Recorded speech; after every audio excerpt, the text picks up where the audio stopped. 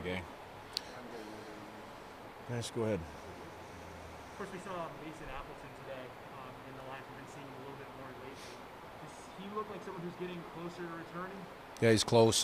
He's day to day right now. Today, it's nice to get him in practice full. It's his first full practice on a line, so that's another nice step for him. But yeah, Mason's day to day right now. Dave, what does a win like the other night do for the overall well-being, mental outlook of your team heading into practice today? Well, I mean, it's fun to win, right? And that's the atmosphere after the game, and just to be able to go home and enjoy not only your teammates but enjoy a little bit of family time and breathe a little bit. I think that's very, very important. In terms of the atmosphere for our group, that really hasn't varied very much. This group has always showed up to the rink the following day with a good perspective, great work ethic. But in saying that, it's always nicer to do that after a win. And you as a coach, you like to keep an even feel, obviously game to game. You're playing a team with the best record in the NHL coming in here tomorrow. How much of that do you consider that a challenge or a measuring stick, a gauge? Well, we're playing, yeah. One thing: never underestimate any team that's coming in. But you'll get our stretch here. The past few games. Look a week ahead. You can take a look at that schedule, and it's pretty challenging. So we one opportunity at a time. Carolina's a heck of a team. They've had a great start to the year. They're deep. They're consistent. Throughout their lineup. So that's it's a heck of a challenge for us. We'll be ready for that. As we get to game day tomorrow. They're not giving up a lot. They're getting their goaltending. Does that change anything you do, or is it all just the same? No, that sounds close to the team we played 2 nights ago. Not giving up very much and great goaltending. So we have to go out and play a full 60-minute game. Have a real good 60-minute effort.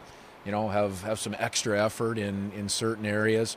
But ultimately, really, just have everybody go out and do the things that they do well for our team, and bring that consistent level of play throughout the 60 minutes. Dave, you kept Schwartz with the 2 players you played with last game. Yeah. I know you talked about this after the game, but was there more you saw when you did your tape review, or what you liked about those 3 together? Yeah, you always see a little bit extra, some of the details, when you go back and watch it again. But basically, all those elements that I talked about after the game are there. That line played well. They played well together, both with and without the puck. And their game down low. They've got some good skills there, and they had a little bit of chemistry on night number 1 together there. Schwartzy has been really good at creating off the forecheck. What goes into that for him with his game? What do you see there? Well, he's smart and competitive. Those are 2 real good elements on the forecheck. I believe his quickness and he's got such a good stick that he's able to create the initial forecheck, create those loose pucks, and then like I said after the game on Sunday night, that feeds then into some of the strengths of his game, where he's really good down low and he's really comfortable in those tight spaces. Whether it's below the tops of below the bottoms of the circles or even lower below the goal line. People talk so much about Jaden's ability to score, but the way he facilitates and just what he does defensively too.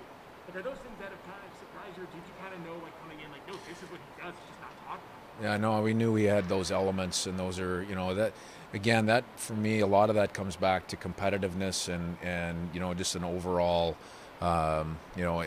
intelligence and hockey sense, and he has those things. He's a hockey player, so when you add that competitive piece in there, I love the fact that offensively he likes to score and he loves to create offense, but the competitiveness filters through to a 200-foot game for him. So now comes the fun question: did you recruit him when you were in North Dakota? Yes, you're going to get asked this question for every college player you have on this. Why don't you ask him that question?